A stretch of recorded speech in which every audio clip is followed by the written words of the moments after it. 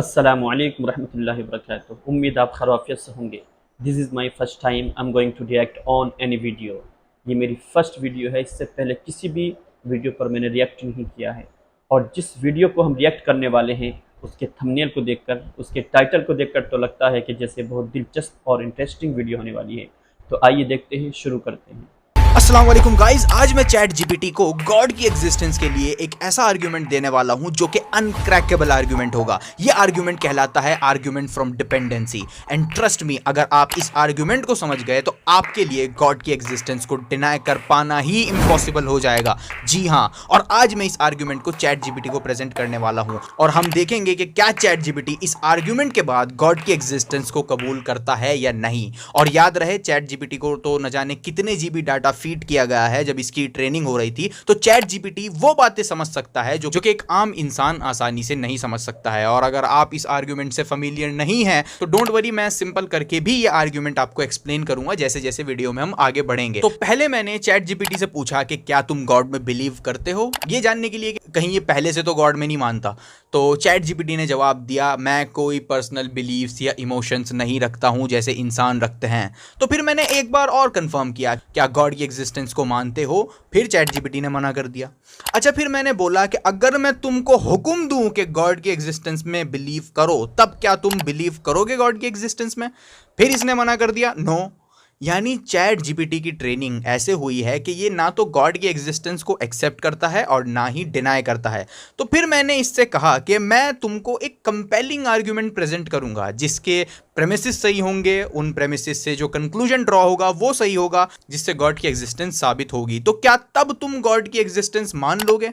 तब इसने आए बाएं शाएं करने के बाद इसने कहा कि चलो आर्ग्यूमेंट प्रेजेंट करो, अगर आर्ग्यूमेंट वैलिड होगा, प्रेमिसेस वैलिड होंगे तो कंक्लूजन भी वैलिड ही होगा।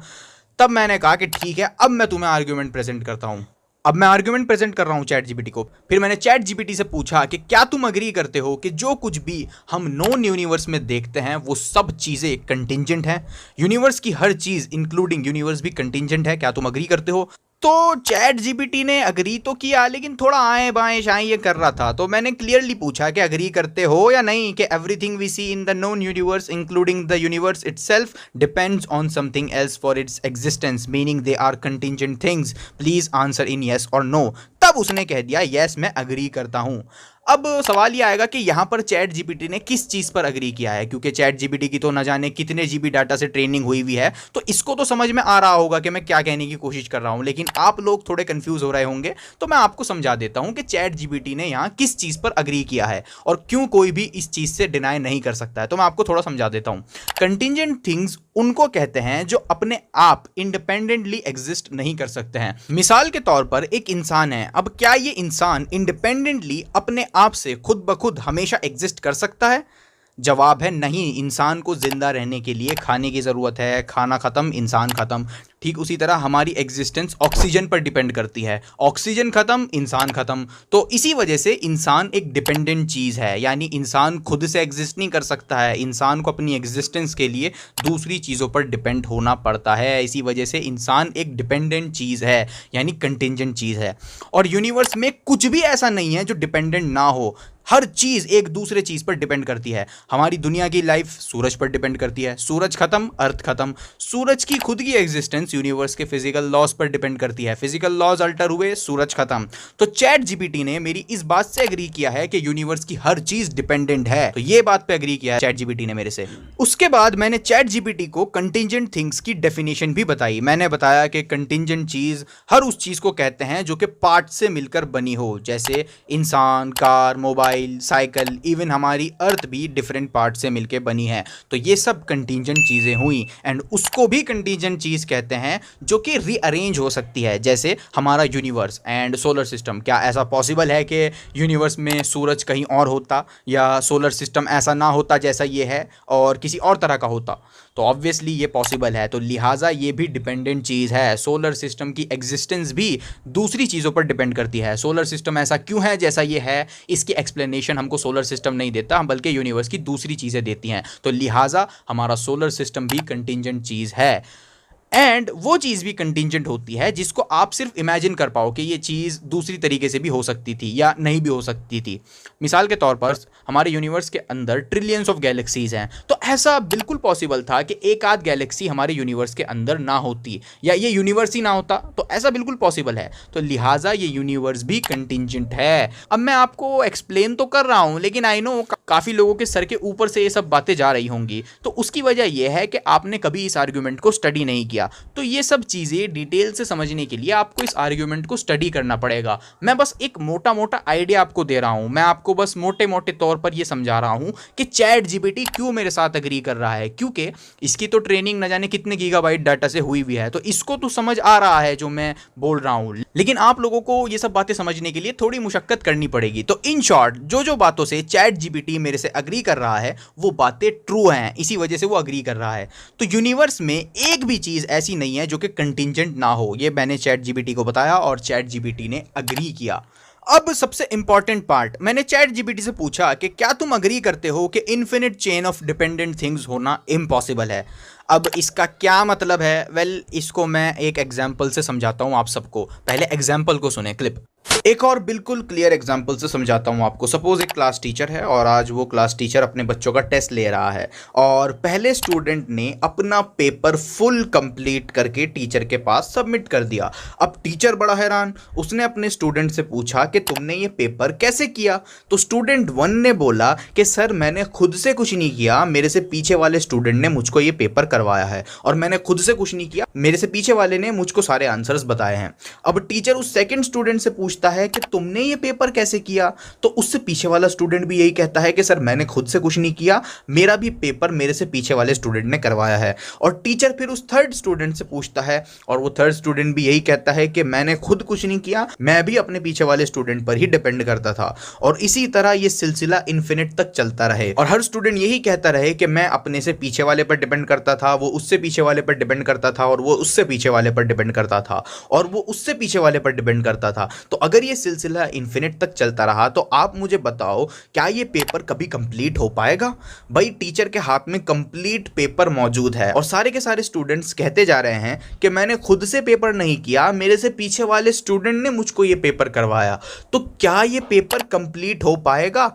अगर स्टूडेंट 1 से पहले इन्फिनिट स्टूडेंट्स हैं और हर स्टूडेंट कह रहा है कि मैं अपने से पीछे वाले स्टूडेंट पर डिपेंड करता था और वो उससे पीछे वाले पर डिपेंड करता था और वो उससे पीछे वाले पर डिपेंड करता था और इसी तरह इन्फिनिट तक चलता रहे, तो ये पेपर कभी कंप्लीट नहीं हो पाएगा क्योंकि स्टूडेंट तो इन्फिनिट होंगे। लेकिन यहाँ प्रॉब्लम ये है कि पेपर तो कंप्लीट हो चुका है, तो इस पेपर का कंप्लीट होकर के टीचर के हाथ में पहुंच जाना इस बात को साबित करता है, ये इस बात का सबूत है कि स्टूडेंट्स की संख्या इन्फिनिट नहीं है। यानी कोई एक स्टूडेंट ऐसा था जिसने किसी से ना पूछा हो और उसको पूरा पेपर खुद से याद हो, वो इंडिपेंडेंट हो, वो स्टूडेंट अपने से पिछले स्टूडेंट पर डिपेंड ना करता हो। तो एक ना एक इंडिपेंडेंट स्टूडेंट का होना ज़रूरी है और इस इंडिपेंडेंट स्टूडेंट के पूरा पेपर याद था और इस इंडिपेंडेंट स्टूडेंट ने ये पेपर इस स्टूडेंट को कराया, फिर इसने उससे अगले स्टूडेंट को कराया और उसने उससे अगले स्टूडेंट को कराया और इसी तरह सभी स्टूडेंट ने पेपर कंप्लीट किया और तब जाके ये पेपर टीचर के हाथ में पहुंचा। अगर टीचर के हाथ में पहुंचने से पहले इन्फिनिट स्टूडेंट्स होते तो लॉजिकली ये पेपर कभी टीचर के हाथ में पहुंच ही ना पाता क्योंकि स्टूडेंट्स ही इन्फिनिट होते। लेकिन टीचर के हाथ में पेपर आ गया है, इसका मतलब है कि एक ना एक इंडिपेंडेंट स्टूडेंट था जिसने सबको पेपर करवाया था। यानी पीछे लाइन इन्फिनिट नहीं थी, फाइनाइट लाइन थी। समझे? किसी भी चीज़ के होने से पहले इन्फिनिट साइकिल्स नहीं हो सकती हैं। अगर किसी भी चीज़ के होने से पहले इन्फिनिट साइकिल्स होंगी तो लॉजिकली वो चीज़ भी नहीं हो पाएगी। अब यहाँ पर मैंने चैट जीपीटी से बोला कि क्या ऐसा पॉसिबल है कि इंसान डिपेंड करते हैं ऑक्सीजन पर, एंड क्योंकि ऑक्सीजन नहीं होगी तो इंसान भी नहीं होंगे, तो इंसान डिपेंड करते हैं ऑक्सीजन पर एंड ऑक्सीजन डिपेंड करती है पेड़ों पर एंड पेड़ डिपेंड करते हैं सूरज पर एंड सूरज डिपेंड करता है ग्रेविटी पर और इसी तरह इन्फिनिट तक चलता रहे। तो क्या डिपेंडेंट थिंग्स की इन्फिनिट चेन हो सकती है? तो चैट जीपीटी ने बोला नहीं हो सकती है। यानी जैसे स्टूडेंट टीचर वाले एग्जाम्पल में अगर स्टूडेंट्स की संख्या इन्फिनिट इन्फिनिट होती तो कभी भी पेपर कंप्लीट ना हो पाता। पेपर का कंप्लीट होके टीचर के हाथ में पहुंच जाना ही इस बात का सबूत था कि एक ना एक इंडिपेंडेंट स्टूडेंट एग्जिस्ट करता था जिसने सब कुछ याद कर रखा था। तो एक इंडिपेंडेंट स्टूडेंट का होना ज़रूरी है। ठीक उसी तरह ये कहना भी गलत होगा कि एक इन्फिनिट सीरीज है डिपेंडेंट थिंग्स की, तो डिपेंडेंट थिंग्स की इन्फिनिट सीरीज नहीं हो सकती है। तो लिहाजा कोई ना कोई इंडिपेंडेंट सेल्फ सफिशिएंट चीज़ ज़रूर होगी जिस पर ये सब डिपेंड करता होगा।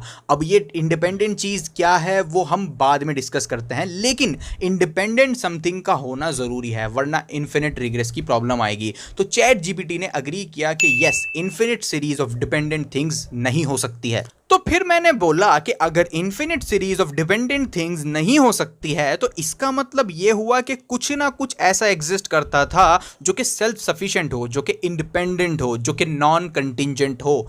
तो चैट जीपीटी ने कहा कि हाँ, ये बात सही है कि क्योंकि infinite series of dependent things नहीं हो सकती है तो लिहाजा कुछ ना कुछ नॉन कंटिंजेंट सेल्फ सफिशिएंट चीज़ ज़रूर एग्जिस्ट करती होगी जिस पर सब कुछ डिपेंड करता होगा। जैसे स्टूडेंट टीचर वाले एग्जाम्पल में सारे स्टूडेंट एक इंडिपेंडेंट स्टूडेंट पर डिपेंड करते थे जो कि खुद से याद करके आया था, वरना एक भी स्टूडेंट पेपर कंप्लीट ना कर पाता। तो ठीक उसी तरह अगर यूनिवर्स में हर चीज डिपेंड करती है दूसरी चीजों पर तो ये सीरीज भी इन्फिनिट नहीं हो सकती है। लिहाजा कुछ ना कुछ ऐसा इंडिपेंडेंट जरूर होगा जिस पर सारी डिपेंडेंट थिंग्स डिपेंड करती हों और वो खुद इंडिपेंडेंट हो, वो खुद किसी पर डिपेंड ना करता हो। तो चैट जीपीटी ने भी अग्री किया। फिर मैंने बताया कि जो इंडिपेंडेंट समथिंग होगा वो गॉड ही होगा, क्योंकि उस इंडिपेंडेंट समथिंग का अनकॉज्ड होना ज़रूरी है, सेल्फ सफिशिएंट होना ज़रूरी है। क्योंकि अगर ये इंडिपेंडेंट थिंग खुद सेल्फ सफिशिएंट नहीं होगी तो इसका मतलब ये हुआ कि ये भी किसी चीज़ पर डिपेंड करती होगी जो कि इसको भी डिपेंडेंट बना देगा। तो फिर इन्फिनिट रिग्रेस की प्रॉब्लम अगेन आ जाएगी। तो इसका सेल्फ सफिशिएंट होना ज़रूरी है और सेल्फ सफिशिएंट सिर्फ गॉड ही होता है। तो चैट जीपीटी ने भी अग्री किया कि हाँ, जो आर्ग्यूमेंट आपने दिया उससे लॉजिकली सिर्फ यही कंक्लूजन निकलता है कि ये इंडिपेंडेंट समथिंग गॉड ही हो सकता है और कुछ नहीं हो सकता। फिर उसके बाद मैंने अपना फाइनल छक्का मारा और कहा कि इस इंडिपेंडेंट समथिंग के पास विल होना भी ज़रूरी है। अगर इस इंडिपेंडेंट समथिंग के पास विल ना हुई तो हम भी एग्जिस्ट नहीं कर पाएंगे। वो ऐसे जैसे स्टूडेंट टीचर वाले एग्जाम्पल में जो इंडिपेंडेंट स्टूडेंट था, तो अब इस इंडिपेंडेंट स्टूडेंट के पास विल थी तो इसने अपनी इच्छा से, अपनी विल से अपने आगे वाले स्टूडेंट को पेपर करवाया। ऐसा भी पॉसिबल था कि ये ना करवाए। अगर इसमें विल ही ना होती, इच्छा ही ना होती तो ये पेपर करवाता ही ना और कुछ भी होता ही ना। तो इसमें विल थी तो इसने अपने आगे वाले का पेपर करवाया अपनी विल से और उसने उससे आगे वाले का। तो इंडिपेंडेंट समथिंग में विल होना भी जरूरी है। एक और एग्जांपल समझाता हूं। बिग बैंग से पहले जो इंडिपेंडेंट बीइंग एग्जिस्ट करता होगा उसमें विल होना नेसेसरी है, वरना बिग बैंग भी ना होता। इस इंडिपेंडेंट बीइंग ने चाहा कि बिग बैंग हो तो हुआ। अगर इसमें विल ही ना होती तो कुछ भी ना हो रहा होता, जस्ट गॉड अलोन एग्जिस्ट करता रहता। अगर गॉड में विल ही ना होती तो कुछ भी ना होता और सिर्फ गॉड अलोन एग्जिस्ट करता रहता। लेकिन सब कुछ हो चुका है, बिग बैंग हो चुका है, तो इसका मतलब सिर्फ यह है कि गॉड के पास विल थी तभी बिग बैंग हुआ, वरना गॉड तो सेल्फ सफिशिएंट था, वो तो अलोन एग्जिस्ट करता रहता। तो बिग बैंग हुआ तो इसका मतलब यह है कि गॉड में विल भी थी। तो ये चीज़ मैंने चैट जीपीटी को समझाई और उसने बोला यस यू आर करेक्ट। फिर मैंने बोला कि अब तक हम ये चीज़ जान चुके हैं कि यूनिवर्स में तमाम चीज़ें कंटिंजेंट है और एक infinite series of dependent things नहीं हो सकती है। क्योंकि इन्फिनिट सीरीज नहीं हो सकती है तो एक इंडिपेंडेंट समथिंग एग्जिस्ट करता होगा और उस इंडिपेंडेंट समथिंग के पास विल भी होगी। Is that correct? तो चैट जीपीटी ने बोला यस दैट्स करेक्ट। उसके बाद मैंने बोला कि ये इंडिपेंडेंट समथिंग सिर्फ और सिर्फ गॉड ही हो सकता है और कुछ नहीं हो सकता है, क्योंकि non contingent independent self sufficient चीज़ सिर्फ और सिर्फ गॉड ही होता है। तो चैट जीपीटी ने भी बोला कि हाँ, बेस्ड ऑन योर प्रेमिसेस ये नेसेसरी एग्जिस्टेंस गॉड ही हो सकता है। फिर मैंने पूछा कि अब बता, मैंने इतना एविडेंस दे दिया तुझको, अब मानते हो गॉड में? तो फिर चैट जीपीटी ने आए बाएं शुरू कर दिया कि हाँ करता है गॉड एग्जिस्ट, लेकिन तभी जब आपके प्रेमिसेस को एक्सेप्ट करें। तो मैंने बोला बेवकूफ़, तूने ही तो एक्सेप्ट करे थे मेरे प्रेमिसेस। तो फिर मैंने इसको थोड़ा प्यार से समझाया कि देख, मेरे प्रेमिसेस करेक्ट हैं, उनसे जो मैंने कंक्लूजन ड्रॉ किया है वो भी करेक्ट है, इस बात से तूने खुद ने एग्री किया है और मेरा आर्ग्यूमेंट रियल वर्ल्ड में भी एप्लीकेबल है, मेरा आर्ग्यूमेंट रियल वर्ल्ड में भी ट्रू है। तो मैंने बोला चैट जीपीटी, तू अग्री कर या ना कर इस कन्वर्सेशन में कि गॉड एग्जिस्ट करता है, लेकिन अगर मेरा आर्ग्यूमेंट करेक्ट है और रियल वर्ल्ड में अप्लाई हो सकता है तो गॉड एग्जिस्ट करता है, चाहे आप अग्री करो या ना करो। मेरे प्रेमिसिस करेक्ट थे, उनसे जो कंक्लूजन मैंने ड्रॉ किया वो भी लॉजिकल था, तो ऑब्वियसली गॉड एग्जिस्ट करता है रियल वर्ल्ड में। तो थोड़ा बहुत समझाने के बाद मैंने फिर पूछा कि अब बताओ डज गॉड एग्जिस्ट, क्योंकि तुमने मेरे प्रेमिसिस को एंड कंक्लूजन को एंड आर्ग्यूमेंट को एक्सेप्ट किया है, तो डज गॉड एग्जिस्ट। तब इसने बोला कि हाँ, आर्ग्यूमेंट से गॉड तो साबित होता है आपके। अगेन ये देख लो, इसमें इतना बायस है, अग्री नहीं कर रहा ढंग से। लेकिन मैंने फिर से इससे पूछा कि भाई मुझे बार बार मत बताओ कि मेरे आर्ग्यूमेंट के बेस पर गॉड एग्जिस्ट करता है। अरे मेरे आर्ग्यूमेंट से भाई तुमने खुद ने एग्री कर लिया, तो मुझे अब ये बताओ यस और नो में कि गॉड एग्जिस्ट करता है या नहीं। तब जाके इसने फाइनली यस कहा। तो यस, गॉड एग्जिस्ट करता है, इसने बोल दिया। फिर मैंने ये भी पूछा कि तुमने जो ये हाँ बोला है वो आर्ग्यूमेंट के लॉजिकल होने की वजह से बोला है या किसी दबाव में बोला है। तो इसने बोला नहीं, आर्ग्यूमेंट ही लॉजिकल था, इसी वजह से मैंने हाँ बोला। तो फाइनली चैट जीपीटी ने कबूल कर लिया कि गॉड एग्जिस्ट करता है, क्योंकि ये आर्ग्यूमेंट ही इतना ज़बरदस्त है। अगर कोई भी इस आर्ग्यूमेंट को, तो आपने देखा कि चैट जीपीटी एआई ने भी तस्लीम कर लिया कि खुदा एग्जिस्ट करता है, जबकि चैट जीपीटी की जो डिज़ाइनिंग है वो इस तौर पर हुई है कि ये खुदा के एग्जिस्टेंस को एक्सेप्ट नहीं करता, उस पर बिलीव नहीं करता।